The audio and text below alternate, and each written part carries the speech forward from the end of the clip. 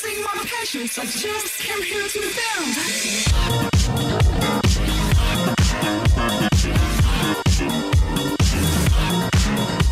Comme les mauvais élèves, on va se mettre devant.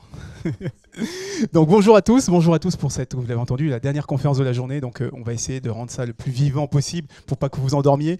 On a tous en mémoire un professeur qui nous a marqué quand on était à l'école, qui nous a fait adorer une matière, qui nous a fait détester une matière, qui nous a fait basculer vers une thématique, vers ce qu'on est aujourd'hui. Eh bien, on se souvient souvent de son nom, de ce professeur.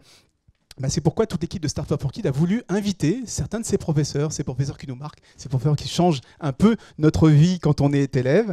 Et c'est ce type d'enseignants qu'on accueille ce soir. Je vais vous les présenter. Nous avons juste à ma droite Stéphanie de Vancey. Bonjour Stéphanie. Bonjour. Alors, je vous présente rapidement. Vous êtes professeur, vous avez passé 20 ans en ZEP. Vous êtes aussi conseillère technique au syndicat UNSA. Vous êtes particulièrement chargée de tout ce qui est numérique à l'UNSA. Et du coup, vous vous étonnez souvent que certains interdisent d'utiliser Internet pour les devoirs. C'est ça? C'est un peu votre problème? Oui, c'est une des choses un peu aberrantes qu'on peut observer. On va en reparler. Juste à votre droite, nous avons Muriel Epstein. Vous êtes professeur de maths, chercheuse, vous avez fait 10 ans de conseil en évaluation de la politique publique et vous avez aussi créé l'association Transapi, alors c'est comme ça qu'on dit, Transapi, oui, Transapi, oui. Pour lutter justement contre le décrochage scolaire. Et à votre droite, nous avons Antoine Vallet. Vous êtes professeur des écoles. Vous êtes un peu le type de professeur qu'on a tous rêvé avoir. Vous savez, vous êtes... Vous êtes un passionné, vous êtes très inventif. On a beaucoup parlé du nouveau système de notation il y a quelques mois à la rentrée.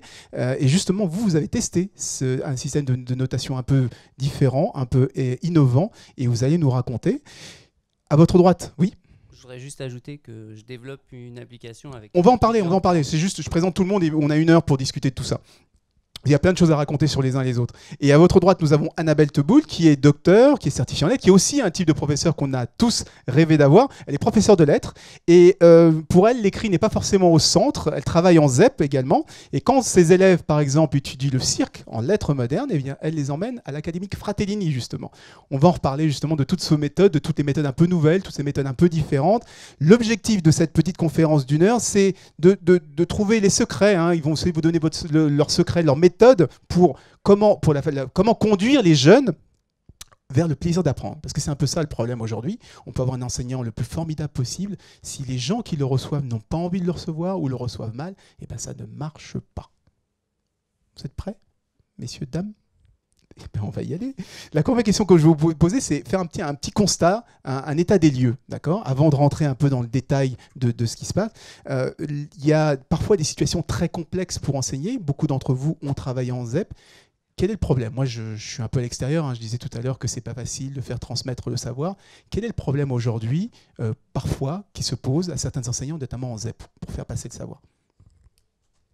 On commence avec Annabelle. Ok. Moi, je pense que les élèves déjà arrivent avec des a priori, avec des stéréotypes. Et dès le début de l'année, moi je sais que donc là je travaille cette année en collège, il faut dès le début de l'année déconstruire ces stéréotypes. Exemple, c'est la prof de français, on va se faire chier. Elle est prof de français. C'est la grosse difficulté, c'est de contrer ces stéréotypes, les déconstruire pour reconstruire autre chose derrière. Voilà, moi, c'est ce que je vois en premier. Donc on a des stéréotypes, des a priori à l'école, notamment vis-à-vis des professeurs. En maths, Stéphanie, vous êtes prof de maths? Non, c'est plutôt Muriel qui est prof de maths. C'est pareil, on a aussi les mêmes problèmes. Je vous ai attrapé parce que vous avez fait de la... Au maths. Alors, moi, je me suis occupée surtout, j'ai fait 8 ans de RASED, donc réseau d'aide spécialisée aux élèves en difficulté, donc en ZEP. Et en fait, le problème qu'on rencontre, c'est qu'il y a des élèves qui n'ont jamais accroché à l'école. C'est-à-dire que dès la petite section, malheureusement, on peut parfois avoir... alors, rien n'est jamais perdu. Ce que je vais dire là est une idée qu'on peut avoir et qui malheureusement n'est pas fausse, mais qu'on peut heureusement déconstruire. Parfois, un élève, au bout d'une semaine de petite section, on sait qu'il va rater sa scolarité. On le sent. Et ça, Mais c'est on le c'est sent comment? terrible. Parce que certains avaient des idées de faire des algorithmes pour essayer Alors, d'évaluer on le les élèves sent- qui on le sent font comment? être en échec On scolaire. le sent parce qu'il n'est pas bien, il n'est pas bien à l'école. Il a du mal à se séparer de sa famille, il a du mal à supporter les autres, il a du mal à se confronter à des règles, il se sent comme dans un pays complètement étranger. Ce n'est pas d'ailleurs forcément une question forcément que de culture et d'origine, hein. Mais il peut avoir à l'école un contexte qui est tellement différent de ce qu'il vit à la maison. Il y a un tel écart qu'il faut... C'est comme si nous, on nous plongeait tout d'un coup dans une autre civilisation ou une autre époque. Et ça, c'est extrêmement compliqué à prendre en charge et ça doit être pris en charge très très tôt. Ça veut dire et parfois ça part mal. Et avec beaucoup de bienveillance. Certainement pas en disant celui-là il est fichu et on va trouver un algorithme pour tout de suite le confier aux médecins, etc. Peut-être qu'il aura besoin de l'aide des médecins. Mais l'école est là pour accueillir tous les élèves qui arrivent. Donc il faut se préoccuper de ça. Alors on a ce souci-là et qui nous pose problème parce que ça suppose des solutions qui ne sont pas évidentes et pas forcément que pédagogiques. Et puis on a des élèves effectivement qui pensent de par ce vécu, et souvent d'ailleurs cette première année d'école maternelle qui ne s'est pas passée idéalement, que l'école c'est pas pour eux. Donc ils arrivent dans une planète, une nouvelle planète, un nouvel univers. Ils sont parfois un peu déboussolés, pas forcément accompagnés, si je vous entends. Ils ont des a priori terribles, notamment sur les professeurs de français et sur les profs de maths. C'est pas seulement ça, c'est surtout la première chose qui m'est venue et que j'ai tweeté. Alors pour ceux qui vont me faire la remarque, je suis pas en train de lire mes mails, je suis en train de tweeter pour que tout le monde puisse profiter et que je puisse profiter de l'extérieur aussi. C'est surtout qu'un prof tout seul, il pourra rien faire. Donc tant qu'on n'est pas un collectif, alors là je suis un petit peu influencée parce que j'arrive tout droit, j'étais à la première journée des pédagogies collaboratives et coopératives. Et que j'ai quitté avec beaucoup de tristesse mais beaucoup de plaisir de vous rejoindre, où on réfléchissait justement à comment faire travailler les élèves ensemble, comment nous, profs, travailler ensemble. Ça, c'est un témoignage que j'avais vu dans un établissement à Grenoble spécialisé dans l'accueil des élèves en décrochage. Il y avait un élève qui disait non mais j'en ai eu des super profs au collège, mais ils étaient tout seuls. Et la différence avec l'établissement où il arrivait d'accueil et l'ancien truc, c'est que les profs sont ensemble. Mais c'est un peu la différence entre vous avez vos deux parents qui ne sont pas d'accord entre eux et puis forcément vous en jouez. Et vous avez le même discours de vos deux parents et ça facilite un petit peu les choses. Et donc si vous avez une équipe de profs ou une équipe institutionnelle avec les profs, tous les encadrants, les assistants d'éducation, les CPE, dans les établissements principaux, les directeurs, etc., ça change complètement la donne par rapport à un prof tout seul. Donc Antoine, vous êtes le super prof, vous êtes tout seul? Oui, je passe tout seul, mais je comprends tout à fait ce que dit Muriel et je partage aussi ce qui avait été dit précédemment. On a souvent l'impression de voir un bateau sombrer sans pouvoir agir. L'école française évalue beaucoup et évalue pour, on va dire, catégoriser les gens. Donc, sans vraiment leur laisser le temps d'apprendre. Donc, en fait, ce que vous évaluez, c'est ce que leurs parents leur transmettent. Et c'est pas étonnant de voir que les élèves qui réussissent le mieux à l'école française sont ceux qui viennent des classes socio-professionnelles les plus élevées. Donc, on devrait plus leur laisser de temps. Je vous donne un exemple, une contradiction. On dit qu'à l'école primaire, il y a des cycles qui durent 3 ans pour apprendre certaines choses. Et en fait, au bout de 3 mois, ils ont un livret avec la compétence normalement qu'ils doivent travailler pendant 3 ans et c'est noté directement, non acquis. Donc on ne leur laisse pas le temps d'apprendre et donc ceux qui savent sont ceux dont les parents connaissent en fait le système. Le système a sa propre problématique et au-delà de l'intelligence et des connaissances que vous avez, si vous savez ce qu'on attend de vous, si vous connaissez les règles du jeu qui ne sont pas clairement dites, vous réussissez beaucoup mieux. Alors, si je résume, nous avons des a priori à l'école, nous avons des problèmes du système lui-même, hein, qui favorise ceux qui connaissent bien les règles et défavorise ceux qui ne les connaissent pas. Un manque d'accompagnement, enfin pas un manque d'accompagnement, c'est que souvent les gens sont un peu seuls, c'est que ceux qui veulent faire bouger les choses, qui veulent changer les choses sont un peu seuls, pas forcément accompagnés par les CPE, par toute l'équipe. Et puis, tout à l'heure, vous l'avez expliqué aussi, hein, parfois ça démarre tout de suite, on arrive dans un univers totalement inconnu. Alors, j'ai vu beaucoup de téléphones portables ici, on va essayer de faire rendre cette conférence la plus interactive possible. Moi, je vous propose un hashtag, SFK, Startup for Kids. Vous pouvez me poser des questions. Moi, j'ai ma tablette aussi également. Je verrai vos questions. Si vous avez des interventions, des questions à poser, on aura une séance de questions-réponses à la fin. On va se laisser un petit quart d'heure de questions-réponses. Mais si vous voulez intervenir en direct, comme il n'y a pas forcément de micro et pour ne pas casser la dynamique de la conférence, je vous propose d'utiliser ce hashtag et moi je les vois en direct sur ma tablette et j'essaierai de poser les questions les plus à propos si vous en avez. D'accord ? Alors on va rebondir sur ce que vous venez de dire, Antoine, sur l'histoire de notes. Est-ce que c'est un problème de notes et en quoi la note pose problème justement ? Vous disiez qu'il y a ceux qui connaissent le système, les enfants de catégorie socio-professionnelle les plus élevées, et il y a les autres. Est-ce que le fait d'abandonner les notes, ça peut être une étape intéressante, positive pour aider les enfants à mieux apprendre ? En fait, je pense qu'en France, le débat sur les notes, il est très mal posé. C'est-à-dire que déjà, on entend, est-ce qu'il faut supprimer les notes ? Faudrait déjà définir ce que c'est qu'une note, en fait. Parce que quand on écoute ce qui se dit, une note, c'est un nombre. Enfin, une fraction, 18 sur 20, etc. À Harvard, ils n'utilisent pas de notes, ils utilisent des lettres. En France, les lettres, c'est un côté laxiste, c'est pour les enfants. À Harvard, ils ne sont pas laxistes, hein.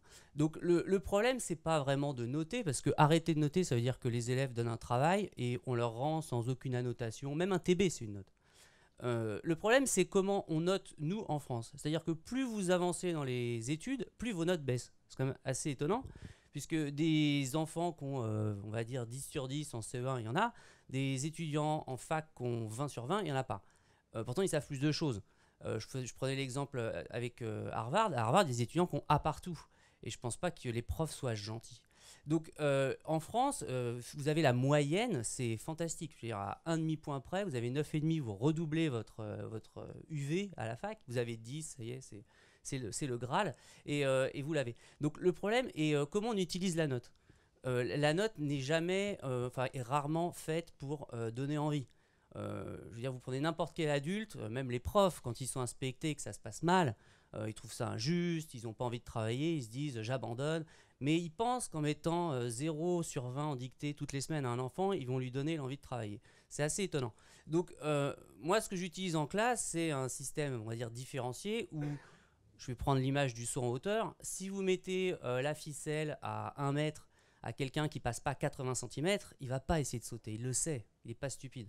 À l'inverse, quelqu'un qui passe 1 mètre sans sauter parce qu'il est très grand, il faut lui monter, on va dire, la ficelle comme on fait, le prof de PS fait naturellement. Donc pourquoi ne pas étendre ce système à toutes les matières et leur donner, on va dire, un contenu qui va leur permettre d'être en réussite. Parce qu'on a toujours plus envie de travailler quand on est en réussite. Leur montrer que c'est à leur portée. Voilà. Ensuite, on peut mais très concrètement, vous faites quoi ? Parce que j'ai bien compris la ficelle, le 1 mètre, mais okay. Concrètement. Par exemple, en dictée, moi, je fais 5 niveaux de dictée différents. En calcul, à la fin de l'année, par exemple sur la multiplication, j'ai 10 évals différentes pour 27 élèves. Le but n'est pas de savoir qu'est-ce qu'on fait en CM1. Le CM1, en fait, ça ne veut rien dire parce que vous regardez les programmes, c'est maîtriser la multiplication.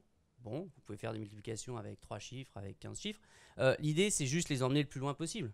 On verra bien jusqu'où ils vont. Donc, en résolution de problème, je peux faire 5 niveaux. Il y a d'autres matières où j'en fais moins, ça dépend. Expliquez en détail. Je ne sais pas si vous avez compris exactement le système qu'utilise Antoine. Vous avez bien compris ? Très bien. Donc, en fait, il faut repenser l'évaluation. Voilà, l'évaluation n'est pas faite pour savoir où en sont les élèves. Il y a des élèves, je sais où ils en sont avant de leur faire l'évaluation. L'école, elle n'est pas là juste pour transmettre des savoirs. Elle est là pour leur donner envie et leur donner confiance. Pour ça, il faut les mettre en réussite. Pas forcément de manière artificielle, mais en s'adaptant à ce qu'ils sont.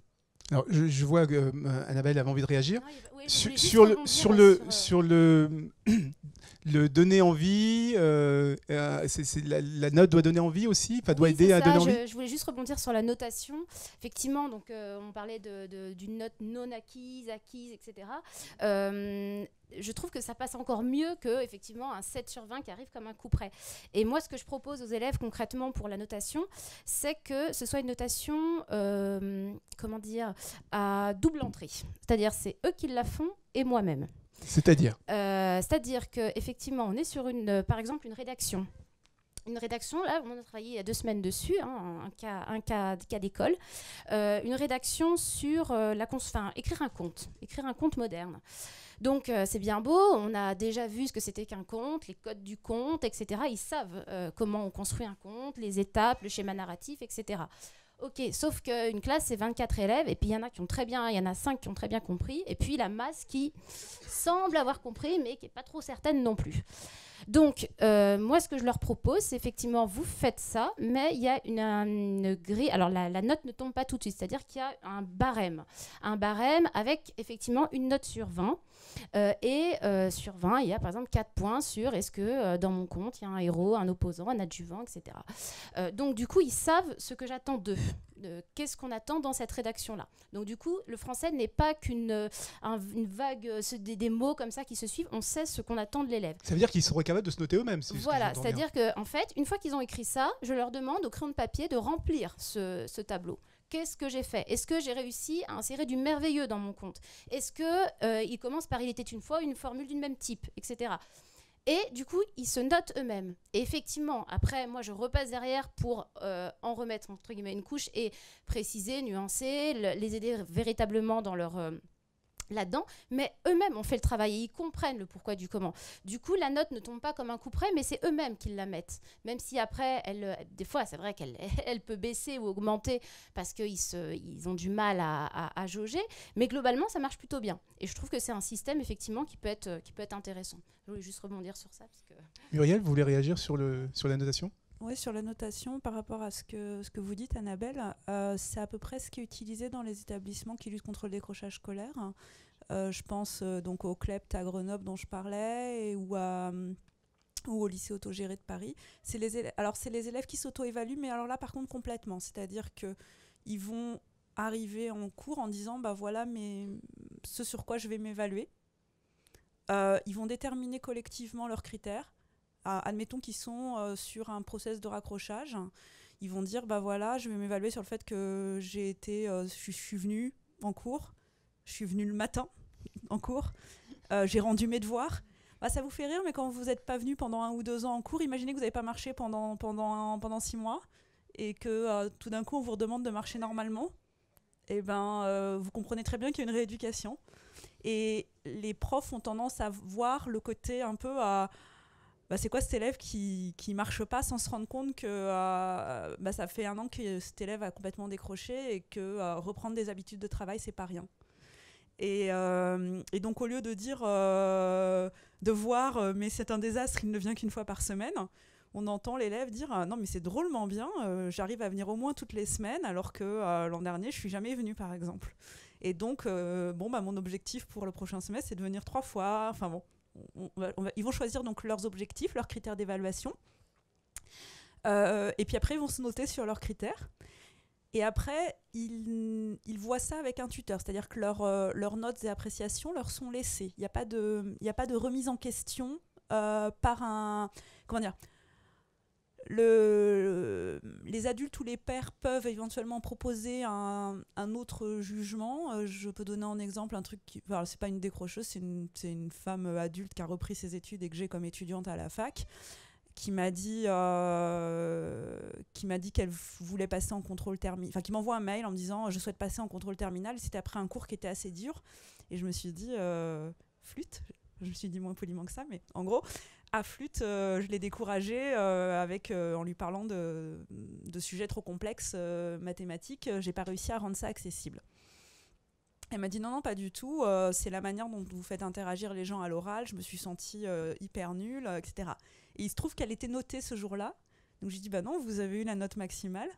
j'ai trouvé que vous aviez fait une prestation super, vous avez été très attentifs, vous avez posé des questions pertinentes, elles étaient bien amenées, elles étaient claires.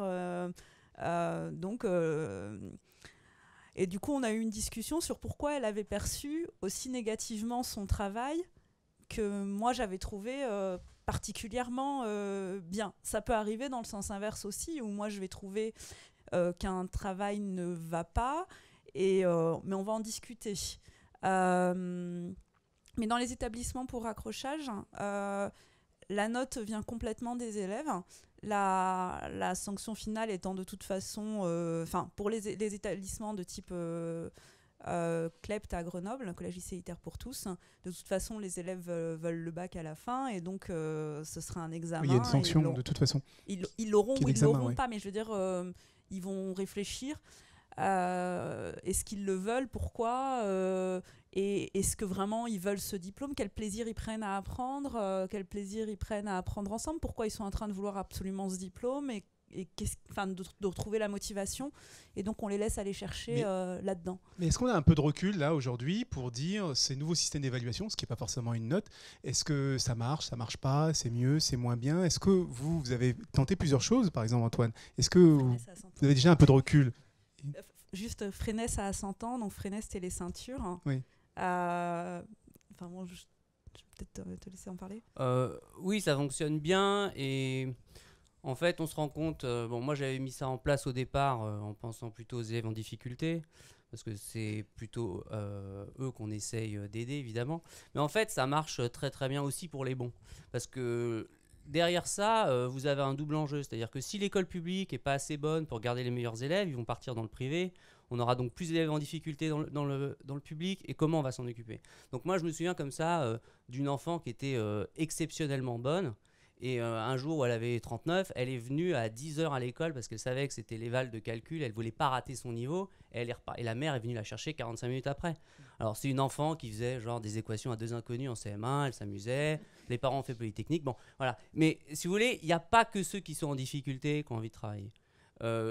Quand on reparlait des notes là tout à l'heure, on entend beaucoup dans les médias, les notes c'est un thermomètre. Au bac, il y a 2 corrections parce que vous avez parfois un écart qui va de simple au double. Vous connaissez beaucoup d'hôpitaux, on vous dit vous avez 37 et l'infirmière d'après vous dit vous avez 74. Bon, je veux dire, faut être un peu sérieux, mais c'est des constructions qui sont tellement puissantes dans l'image, on va dire populaire chez les parents et chez les profs eux-mêmes que changer ça c'est très compliqué. Quand on parlait les profs sont seuls, moi j'entends beaucoup de collègues, parfois quand j'explique un peu ce que je fais, ils me prennent pour un fou. Donc, en plus, on parlait du recrutement, il faut voir aussi qui on recrute aujourd'hui, il faut voir aussi quels sont les salaires, etc. Donc, changer l'école, ça va être compliqué. On voit souvent dans ce genre de conférence, j'en parlais avec Sharon par mail, où quand on est entre guillemets entre nous, tout le monde est d'accord.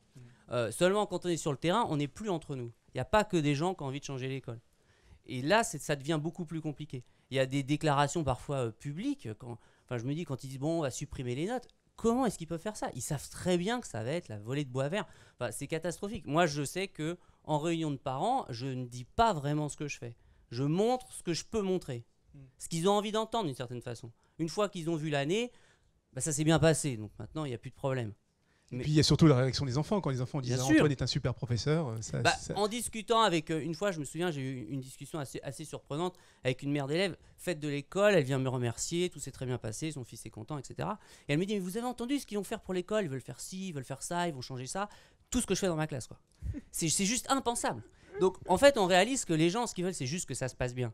Ils ont des a priori très très forts parce qu'ils sont allés à l'école, donc ils pensent qu'ils savent ce que c'est que l'école.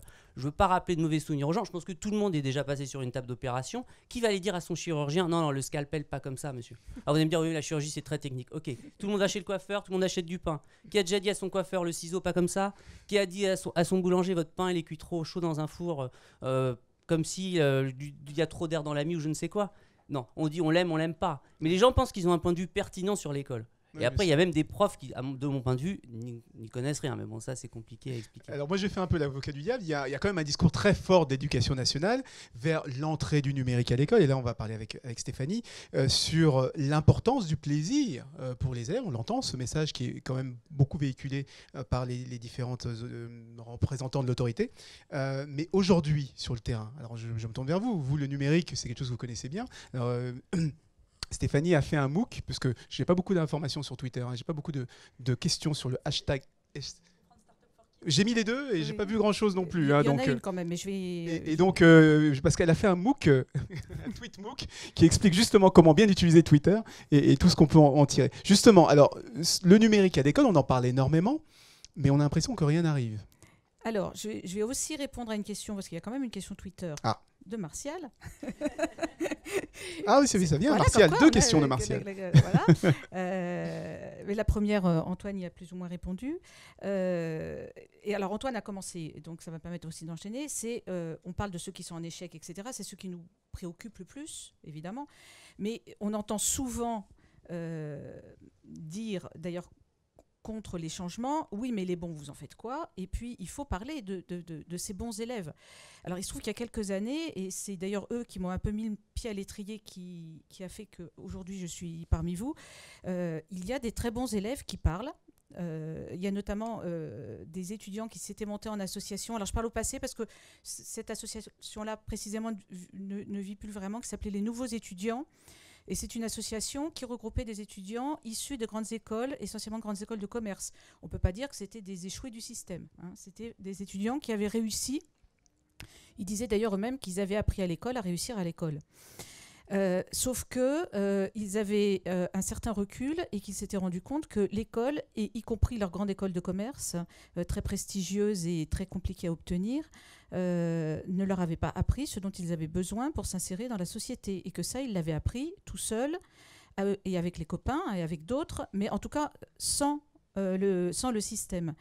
Et ils avaient créé à l'époque des éduc-actions, c'est-à-dire des hackathons pour réinventer l'école, ce qui ressemble quand même comme ambiance à ce qu'on peut voir ici dans les ateliers.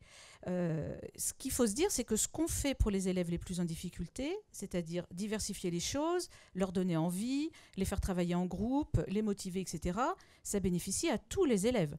Moi, j'ai été une excellente élève. Vraiment, une excellente élève. Je réussissais sans effort, beaucoup de chance de mon côté. Je me suis ennuyée à mourir à l'école. Vraiment.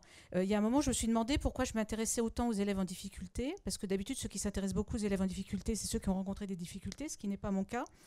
Et la seule hypothèse qui me reste, c'est que je me suis tellement ennuyée à l'école que j'ai eu envie de changer l'école à cause de ça.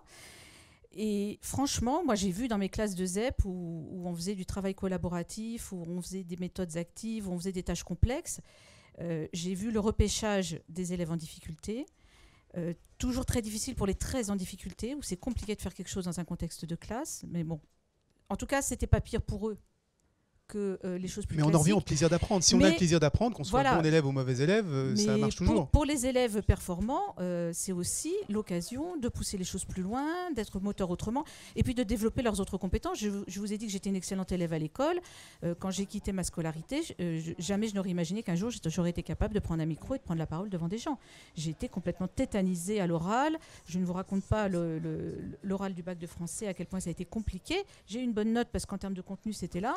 Mais j'avais mal au ventre 3 jours avant, j'étais complètement tétanisée à l'idée de prendre la parole, même en face à face devant un professeur. Il y a encore beaucoup d'élèves pour qui c'est le cas aujourd'hui. Donc les bons élèves sont bons élèves par rapport à des critères scolaires, mais ils ont, comme tout le monde, des points forts et des points faibles. Et diversifier les approches pédagogiques, c'est aussi les aider à travailler leurs points faibles, que par ailleurs certains élèves en difficulté n'ont pas, parce que certains élèves en difficulté ont par exemple une très bonne tchatch. Alors on va répondre à la deuxième question de Martial, qui était sur qui dit le débat sur l'évaluation n'est-il pas sous-tendu par celui sur ce qui se passe en amont? C'est-à-dire moi, si je comprends la question de Martial, et puis on me demandera de préciser, c'est que ce qui se passe avant l'évaluation. Et oui. Ben oui. Alors, évidemment, l'évaluation, ça ne doit pas être un piège. Enfin, elle est encore beaucoup considérée comme étant quelque chose qui doit piéger et tester. Quel adulte supporterait, quand il passe son permis de conduire, par exemple, que... on jette un ballon devant le bal de... Voilà, que l'épreuve du permis de conduire soit piégée. On trouve normal pour les élèves des choses qu'on trouverait complètement inacceptables si on nous les appliquait à nous. L'évaluation, ça ne doit pas être un piège. C'est-à-dire que l'élève doit savoir ce qu'on attend de lui, ce qu'il doit faire. Tout comme le permis de conduire, il doit avoir le droit de refaire, c'est-à-dire que peut-être à un moment donné, il ne sait pas, il n'est pas prêt. Ça, c'est très présent dans la pédagogie Freinet. Moi, je trouve ça très intéressant que les élèves soient très régulièrement évalués. Enlever les notes ou noter autrement, ce n'est pas arrêter d'évaluer, mais que l'élève soit évalué et qu'on lui rende soit ça tu sais le faire et la prochaine fois tu feras l'évaluation du cran au-dessus, ou ça tu ne sais pas encore le faire et ça sera marqué nulle part, c'est juste tu sais pas encore le faire, tu le repasseras. Pour sa progression par rapport à lui-même, pour sa place dans le groupe, j'ai eu le témoignage de la fille d'une amie qui a été en classe Freinet toute sa scolarité de primaire, qui est passée au collège avec donc des copains qu'elle avait côtoyés toute sa scolarité de primaire dans la même classe, c'est une classe unique en milieu rural, et qui dit que quand elle est arrivée au collège, elle s'est rendue compte qu'elle avait des copains qui étaient bons élèves et des copains qui étaient mauvais élèves. Elle s'en était pas rendue compte dans sa classe en primaire. Ça ne se voyait pas. Et moi-même, enseignante spécialisée, très habituée à repérer les élèves en difficulté, au bout d'une journée dans cette classe en pédagogie Freinet, j'étais incapable, alors que d'habitude dans une classe ordinaire, au bout de 10 minutes, j'en suis capable, j'étais incapable de dire quels étaient les élèves en difficulté. Ça ne se voit pas. Alors l'enseignant, bien sûr, qui connaît ses élèves, qui suit leur travail de près, le sait, lui, et sait s'y adapter. Et d'ailleurs, le soir, l'enseignante m'a dit « tu regarderas un tel, et effectivement, en regardant de plus près. Mais ça ne saute pas aux yeux. Vous imaginez pour l'estime d'eux-mêmes, la différence que ça peut faire et le temps que ça peut laisser, on parlait tout à l'heure du temps d'apprendre, le temps que ça peut laisser aussi pour se rattraper, ce qui dans une classe multi-âge est aussi un contexte qui favorise ça.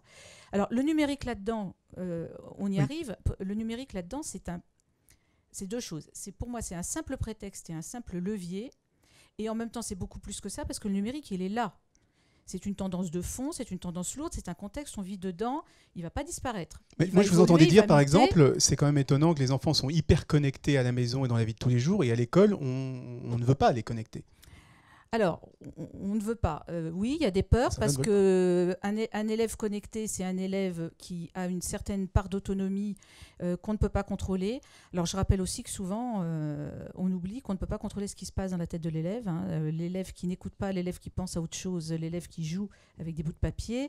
Il n'y a pas que le numérique qui distrait les élèves, même si c'est une distraction qui peut être un peu d'une autre nature. Mais en fait, la question, pour rester dans le débat, c'est comment on peut utiliser le numérique pour justement donner envie d'apprendre.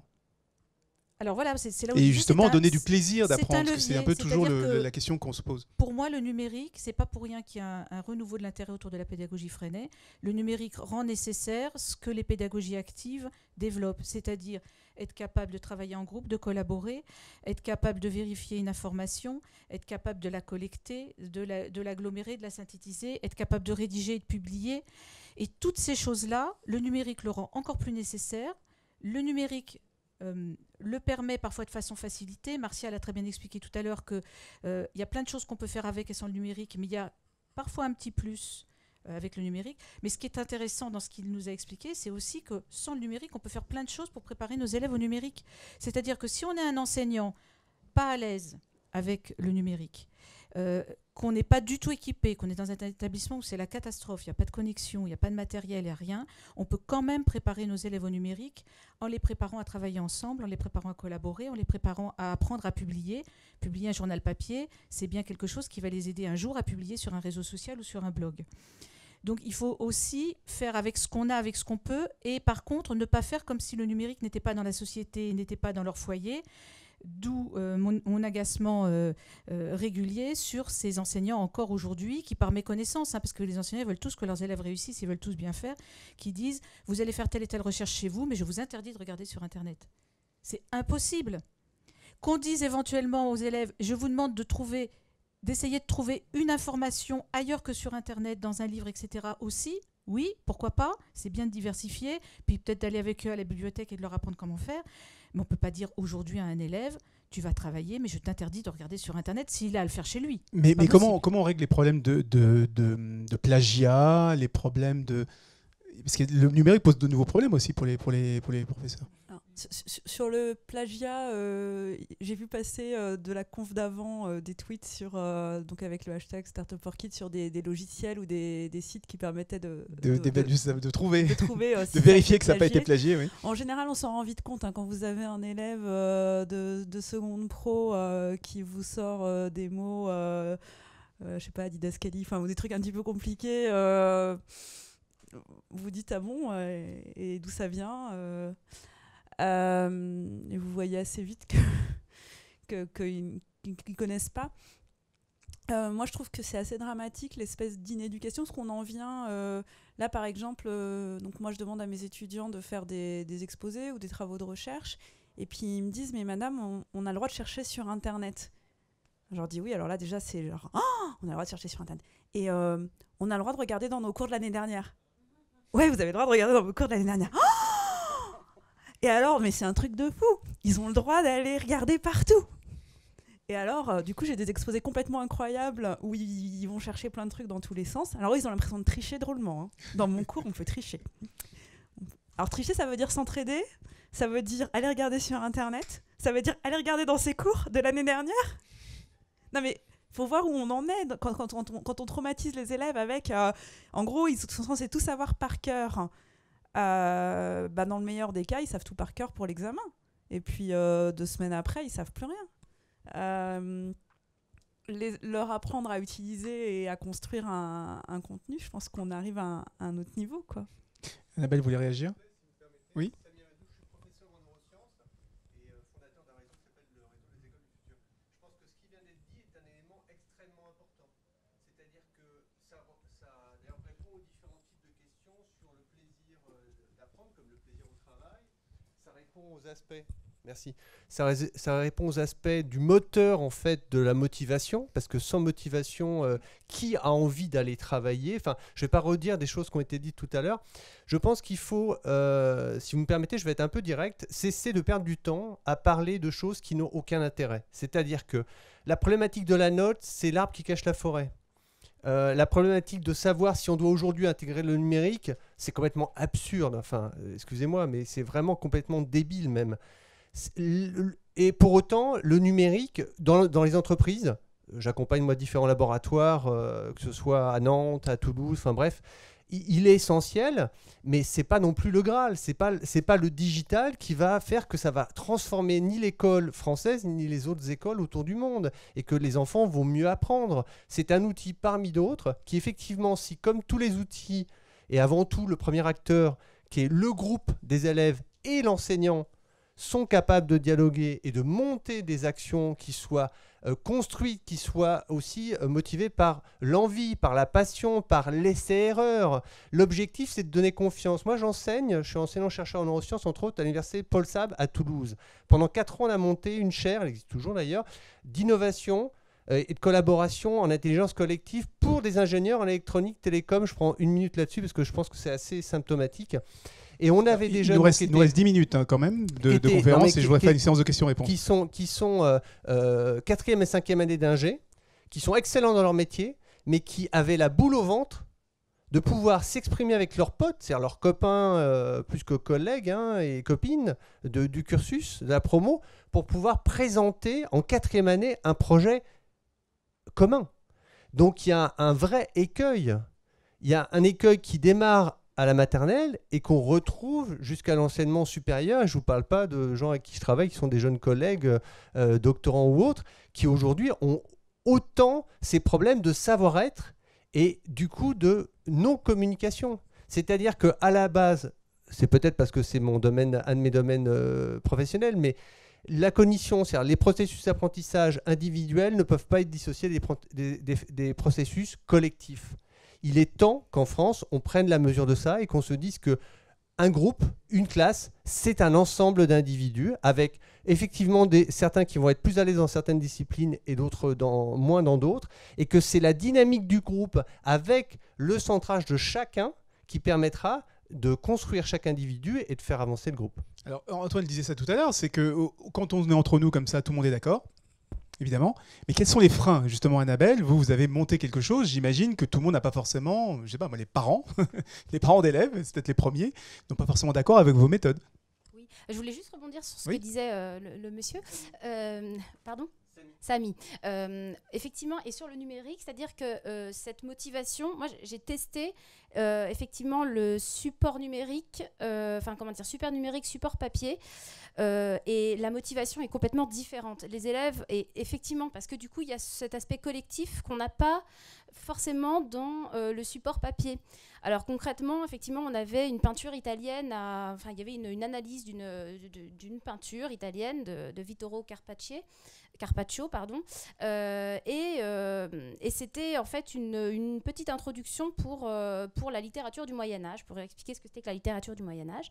Et j'ai fait le test, hein, vraiment, ils ont joué les rats de laboratoire, les élèves. J'ai distribué cette peinture en couleur, quoi, en polycopier couleur, à chaque élève. Et je leur ai dit, dites-moi ce que vous voyez, dites-moi ce que ça vous évoque. Et ils sont restés 10 minutes comme ça, devant la feuille, et globalement gros blanc, quoi. Bon, ok, donc ça leur évoque pas grand-chose. Et là, j'ai pris la peinture, je l'ai projetée, hein, j'ai tout le matériel comme on est en collège, anciennement ZEP, du coup on est très bien équipé. J'ai projeté, et là, la lumière fut. Et là, les élèves se sont vraiment révélés. Ils ont vu des choses que, voilà, ah bah là, au niveau de l'architecture, ah bah oui, voilà, oui, vous voyez, ça vous évoque le Moyen-Âge, il n'y a pas que le chevalier devant, etc. Et du coup, effectivement, parce que cet aspect collectif était là, du coup, je travaillais avec eux, c'était pas eux qui travaillaient tout seuls. Du coup, oui, ils sont confrontés de la même manière à l'objet d'études, mais d'une manière différente. Et du coup, effectivement, la motivation est autre. Le cours n'est plus magistral, il se transforme en débat. Et là, effectivement, la manière d'enseigner change. La manière, je pense, pour les élèves de percevoir le cours est différente. C'est pas un cours, on s'assoit et on écoute. Non, on est là, on est acteur et on fait les choses aussi. Et je pense que ça change. Alors, peut-être pour terminer, parce qu'il est 55, on a commencé un peu tard, donc on va peut-être déborder un peu, mais je voudrais respecter les horaires. Est-ce que vous pouvez nous donner peut-être des astuces, des techniques? Qu'est-ce qu'on fait pour se lancer quand on n'a pas forcément le système derrière soi? Parce qu'on l'a dit tout à l'heure, hein, on n'est pas forcément toujours aidé. Comment on fait pour se lancer? Quelles sont les étapes? Comment on fait pour éviter les freins? Comment on discute avec les parents d'élèves? Comment on fait avec l'administration derrière soi? Et puis, comment on fait pour fédérer tous ces projets atypiques pour que ça ne reste pas des étapes comme ça, où on a un super Antoine, on a une super Annabelle, on a une méga Muriel, on a une géante Stéphanie, que ce soit quelque chose d'un peu plus fédéré. J'ai une réponse très rapide. On s'inscrit sur Twitter et on retrouve les profs sur Twitter. C'est un excellent point de départ. Je ne dis pas que c'est le seul, mais en tout cas, moi, ça a été le mien et ça l'est pour beaucoup. C'est-à-dire qu'on trouve d'autres fous comme nous. Ils sont peut-être à l'autre bout de la France, ils sont peut-être au Québec, ils sont peut-être en Suisse, ils sont peut-être en Afrique. Ils nous donnent des idées, ils nous encouragent, ils nous conseillent, ils nous renvoient vers les bonnes infos, vers les bonnes associations comme Inversons la classe, etc. Et à partir de là, on trouve ce qui nous intéresse et les gens qui nous sont utiles et les contenus qui vont nous accompagner. Et on n'est plus tout seul. Alors, j'attends juste encore un petit mot, Stéphanie. Vous avez aussi fait partie d'une association qui s'appelle e-Lab, oui, où justement vous fédérez un peu des projets. Alors on essaye aussi, on n'est plus très actif, pour être tout à fait honnête. D'accord. Mais il y a plein de collectifs d'enseignants et franchement, une des portes d'entrée, que je trouve, que j'aime bien, c'est Twitter. C'est pas la seule, mais c'est une bonne porte. Alors Muriel, vous, trans, votre association, elle fonctionne? Non. Non. Non. Ça fonctionne plus? Non. Alors je vais donner 2-3 autres. Alors des gros mots que les gens de l'éducation nationale normalement connaissent, genre canopée, CARDI. Donc en fait, l'institution a tenté de mettre plein de relais pour essayer de repérer. Donc les CARDI, c'est les chargés académiques à l'innovation. Et ils sont censés repérer tous les gens qui font ça. Il y a des gens comme Martial qui repèrent pas mal tout ce qui se passe dans son coin. Donc trouvez votre canopée, votre réseau, il repère ce qui se passe avec le numérique. Trouvez votre CARDI qui regarde ce qui se passe en innovation dans votre coin. Trouvez... alors maintenant, il y a des DAN. Qu'est-ce que ça veut dire, DAN, encore? Directeur académique au numérique. Enfin, en gros, il y a plein de trucs institutionnels qui existent et plein d'associations hors institution aussi, que ce soit, donc on parlait de Césamat, soit par discipline, soit transdisciplinaire. Je pense à l'ANAE, il y a plein de structures disciplinaires ou non pour relier des gens qui essayent de réfléchir d'une manière ou d'une autre à ça. Donc effectivement, pas rester tout seul. Et puis, appeler et inclure au max... je conseillerais très très vivement d'inclure de la recherche. Travailler en partenariat avec un labo de recherche, faire venir un chercheur dans son établissement. Pourquoi ? C'est intéressant pour les chercheurs. Il y a des chercheuses. Hein. C'est intéressant pour les chercheurs, c'est intéressant pour nos étudiants.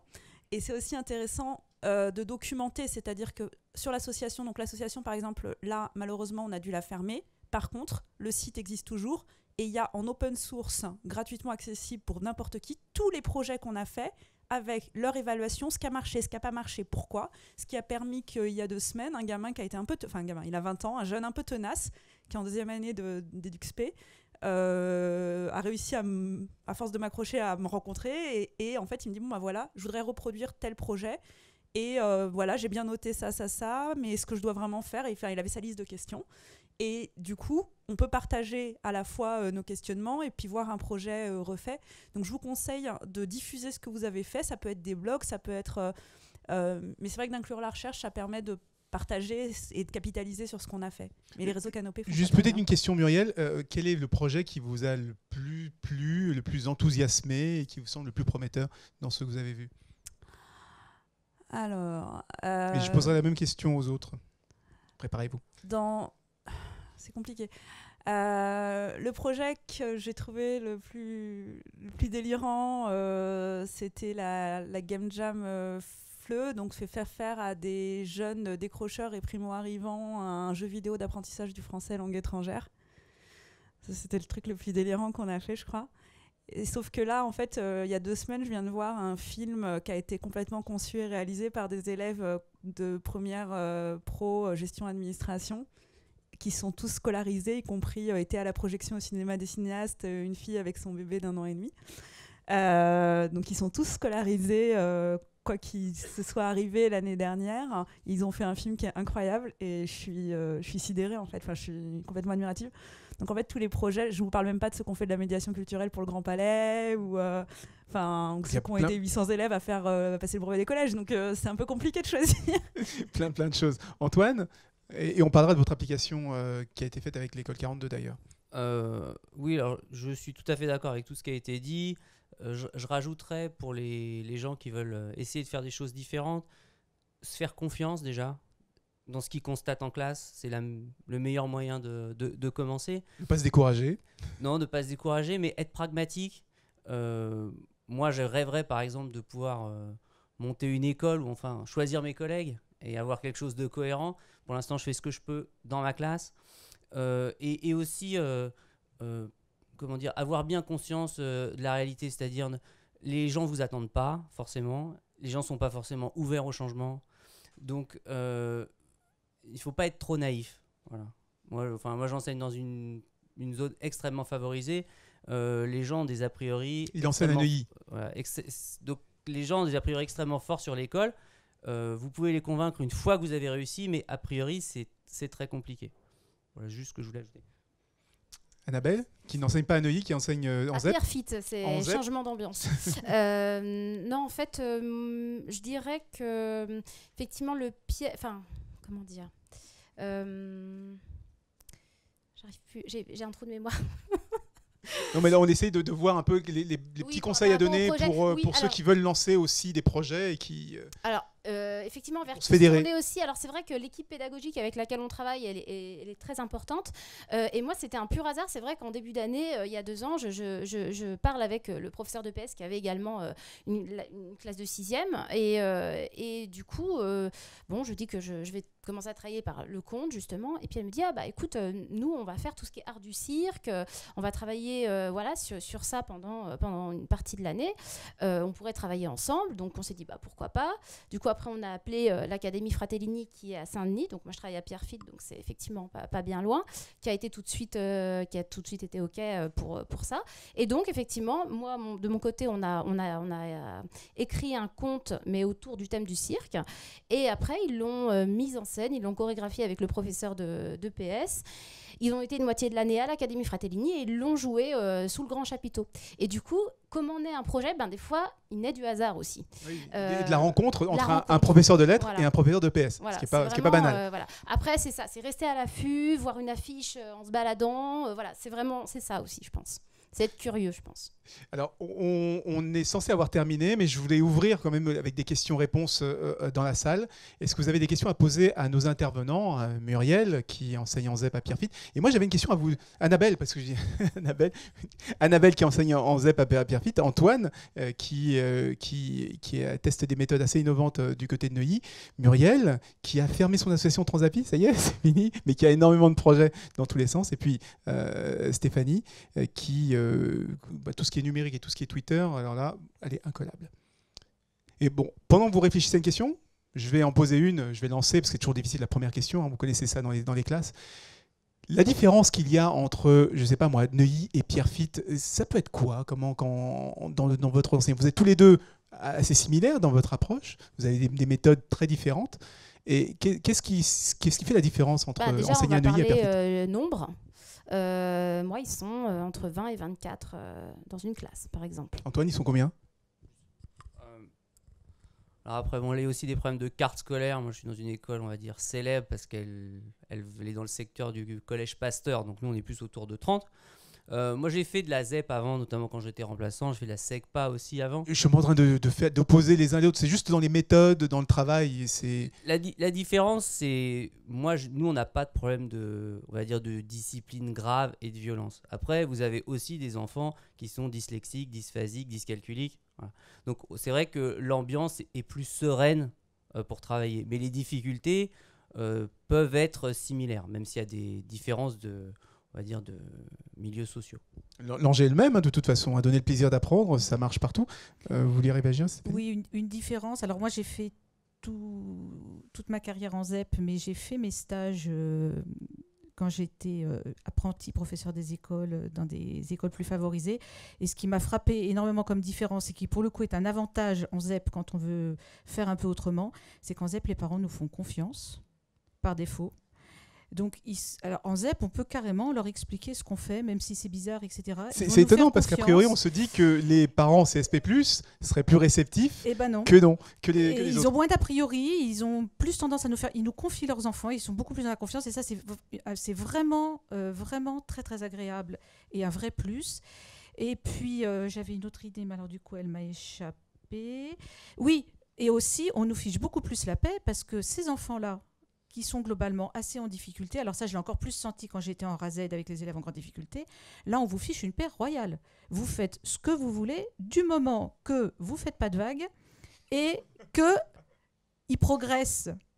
Et là, on ne va pas venir vous chercher des noix. Si vous avez fait progresser un gamin dont on avait prédit qu'il n'apprendrait jamais à lire et qu'il a quand même appris à lire, même si ce n'est pas terrible, là, et c'est très gratifiant. Voilà. Il faut en profiter et avoir conscience que c'est une chance qui compense effectivement des conditions d'exercice plus difficiles sur d'autres plans.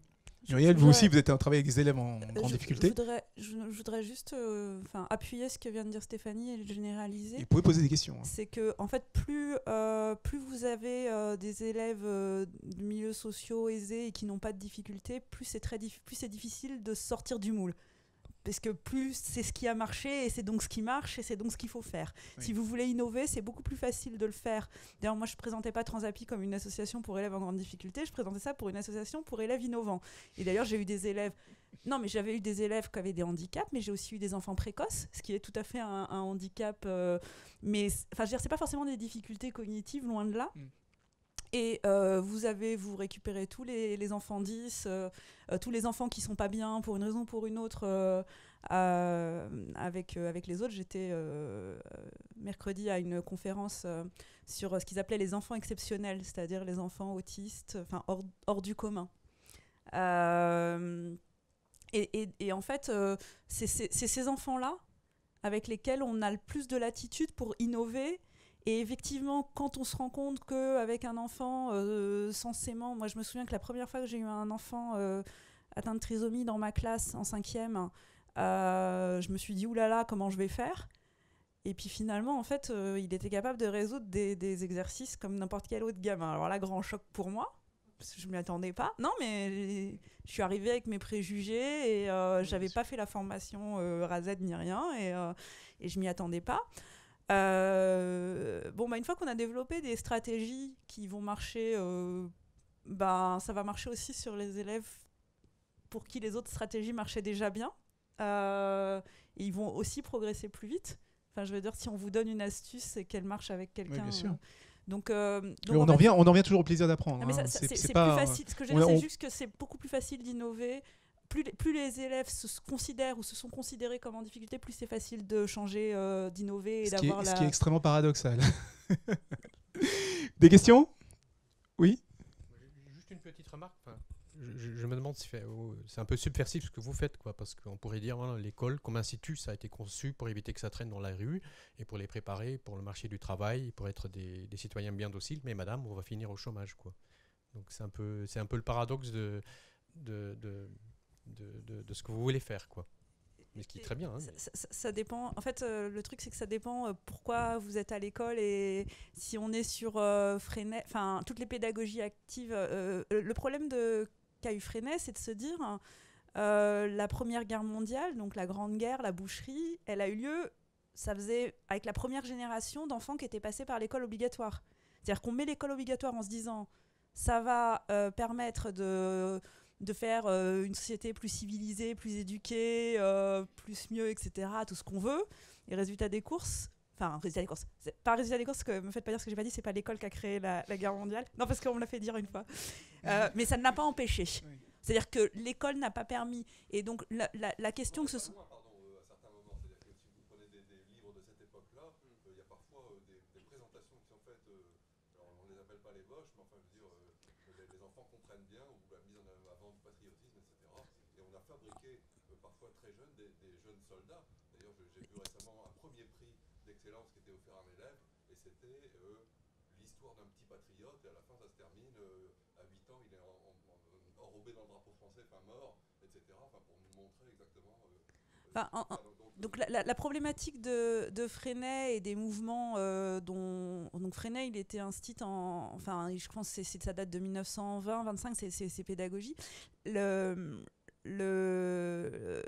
mouvement dont moi je me réclame et je m'inspire, c'est effectivement de parler, c'est l'école émancipatrice, c'est-à-dire que je veux pas former des petits soldats qui obéissent, je veux former des citoyens capables de vivre ensemble, d'être créatifs, d'être collectifs, etc., etc. Après, c'est aussi pourquoi nous, on parlait de motivation et de plaisir, il y a celle des élèves, il y a la nôtre, pourquoi nous on a choisi ce métier, pourquoi nous on est là, est-ce que nous on est là parce qu'on veut faire des petits soldats sur le marché du travail, est-ce que nous on est là parce qu'on a eu du plaisir à apprendre ce qu'on a appris et qu'on a envie de transmettre ça, est-ce que nous... c'est pas dans l'intérêt de l'État, quoi.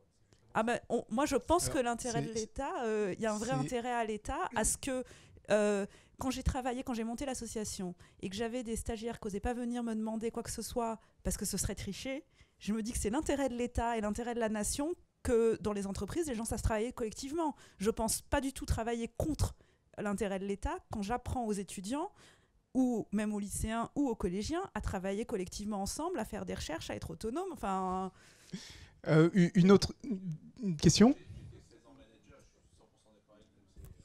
Les grandes écoles, on apprend à travailler tout seul et à avoir les meilleures notes. Quand on leur dit mais vous êtes un groupe dans l'entreprise et la note va être commune, les gens ils comprennent pas ce qui arrive. En revanche, peut-être un peu de façon assez pragmatique, moi j'ai embauché des ingénieurs et avant on avait le diplôme et on disait bah, vous êtes ingénieur donc on va voir comment vous recrutez. Maintenant on leur fait passer des QCM, on leur fait faire des dictées même de plus en plus. Et vous rigolez mais c'est vrai. Et pour les facultés, pour les thésards, les post-docs que j'ai eus, eh ben, on va de plus en plus loin parce qu'on n'a plus confiance dans le diplôme. Alors c'est terrible mais c'est la réalité et tous les gros groupes font ça, même s'ils ne le disent pas clairement. La question, c'est comment, justement, on va... Parce que ce qui est pire, c'est qu'une personne qui a un bac plus 5 d'une université, que je ne citerai pas, mais plutôt de banlieue, et qui ne vaut pas pareil que le bac plus 5 de Paris 1, 2 ou ce que vous voulez, c'est terrible, parce qu'il a beaucoup travaillé, ça a été dur pour lui, et malgré tout, il est stigmatisé par rapport à son diplôme, qui va avoir beaucoup, beaucoup de mal à gérer sur le marché, quoi. Et ça, c'est des échos qu'on sait, et les élèves discutent beaucoup entre eux, ils disent, moi je suis à Cergy, enfin, bon, je vais dire le nom, ils discutent beaucoup, ils se disent, mais à quoi ça sert que de tous ces efforts qu'on a fait pour à la fin avoir un diplôme de oui, quoi. Comment on est capable justement de donner et de dire, bah c'est, en pire, hein, je digresse beaucoup, mais l'école 42, vous avez un diplôme qui est même pas reconnu par l'État, donc C'est pas un diplôme d'ailleurs. c'est même pas un diplôme, donc c'est encore l'étape au-dessus où on se dit, ben on fait un système à part et l'école suffira pour dire que la personne a bien passé ce qu'il C'est le qu'il faut. contraire. Je pense que l'école 42, elle mise complètement à l'inverse sur le fait qu'on va donner des compétences et que Oui, quand mais on c'est est à un c'est niveau l'image de compé- l'école qui va faire on que... est à un ni- Bah non, ils vont pouvoir tester les compétences assez simplement et c'est les compétences. Moi, mais c'est un vrai problème que j'ai. En fait, on a deux questions. La première, c'est comment on adapte l'enseignement et les compétences à l'entreprise, puisqu'aujourd'hui, c'est vrai, c'est pas simplement que le diplôme n'a plus de valeur et qu'on est obligé de tester les compétences, c'est que on enseigne aux élèves à être individualistes et à être performants sur une note, alors que dans l'entreprise, on veut plutôt des gens qui travaillent, qui sont collaboratifs, qui sont capables de faire des recherches quand ils n'ont pas d'informations, etc. Et la deuxième partie, Mais voilà, le problème c'est ça, Voilà. c'est qu'ils sont très forts sur Internet, mais dériver une fonction pour un ingénieur d'études, il y en a beaucoup qui n'y arrivent pas, quoi. Donc c'est un vrai problématique. Je parle même pas des équadifs ou des trucs un peu plus pointus en mathématiques. Donc là, ça veut dire qu'on a des gens qui sont vraiment avec des béquilles, ils ont passé les examens, mais bon, ils ont dû bachoter, et à un moment donné, il reste pas grand-chose, quoi. C'est un vrai problème, alors là, que j'ai non résolu, mais dont je parlais à mon truc sur les ateliers collaboratifs juste avant, sur le fait que je fais travailler tous mes étudiants tout le temps en groupe, que du coup, je mets des évaluations collectives, systématiques, et du coup, j'ai des passagers clandestins. Et donc, effectivement, je me retrouve effectivement avec avoir essayé de faire en sorte qu'un étudiant ait justement ce fameux 9,5, pour qu'il n'ait pas 10, mais c'était compliqué parce qu'il était avec des gens qui sont bons et qui sont solidaires, comme tout ce que je leur ai demandé d'être et qu'on protégeait, etc.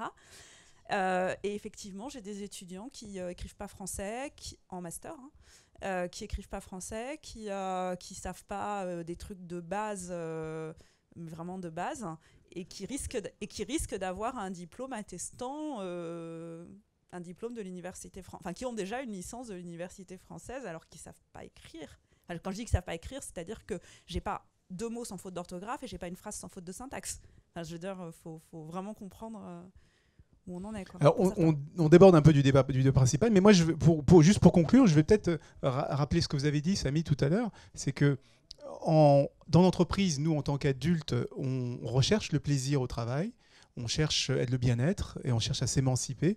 Et c'est dommage, c'est ce que vous disiez aussi, Stéphanie, c'est que souvent, on applique à nos élèves des règles, des choses qu'on n'accepterait pas nous appliquer à nous-mêmes. Et donc, c'est intéressant aussi de jouer sur cette carte du plaisir, sur cette carte de la volonté d'apprentissage. Oui, alors ça, c'est un problème qui n'est pas que l'école, c'est un problème de toute notre société.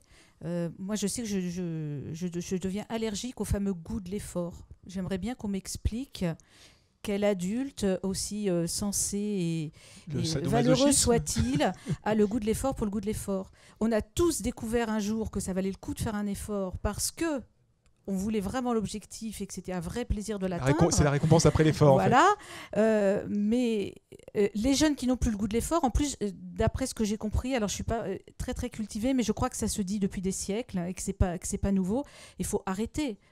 On a tous envie d'apprendre dans le plaisir et on est tous prêts à faire des efforts énormes. Et d'autant plus les enfants, encore beaucoup plus que les adultes, si le but en vaut la peine. À nous, adultes, alors là, ça concerne tout le monde, pas que les enseignants, les éducateurs en général, les parents, et la société aussi, donner un peu de place aux jeunes et aux enfants, que bien souvent, on n'écoute pas et qu'on ne consulte pas. Et je remarque, c'est pas du tout pour critiquer, mais c'est ici comme partout ailleurs, on parle des enfants, des jeunes, de l'école, etc. Alors, ils sont présents dans les ateliers, quand même, mais ils ne sont pas là. Et ça aurait été bien que d'une manière ou d'une autre, il soit présent et entendu, et on l'oublie tout le temps. Alors, elle a fait l'école inversée. Hein.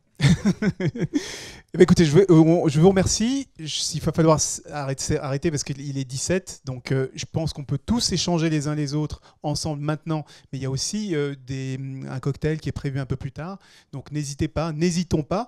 Je vais représenter nos différents intervenants. Nous avions Annabelle Teboul et Antoine Vallet, qui sont 2 professeurs qu'on aimerait tous avoir, qui ont des méthodes pédagogiques assez innovantes. Muriel Epstein et Stéphanie de Vancey, qui était aussi là. Alors, Muriel a fait une association et chercheuse, mais l'association est terminée. Et Stéphanie est conseillère technique secteur éducation de l'UNSA, spécialiste de tout ce qui est numérique. Donc, si vous avez des questions sur le numérique à l'école, sur Twitter, c'est elle. Si vous cherchez des informations sur tout ce qui est décrochage scolaire, c'est Muriel. Si vous voulez des bonnes idées, si vous voulez savoir aussi, justement, avec Antoine, a fait une application avec l'école 42, justement, pour l'évaluation, c'est des nouvelles façons d'évaluer les notes, ça se passe avec Antoine Vallet. Et si vous voulez avoir des très bonnes idées, comment collaborer, comment travailler mieux avec les collègues, comment faire en sorte que les lettres soient passionnantes, même pour ceux qui trouvent ça barbant, ça se passe avec Annabelle Teboul. Merci à tous. Merci à tous, Et à bientôt. effectivement.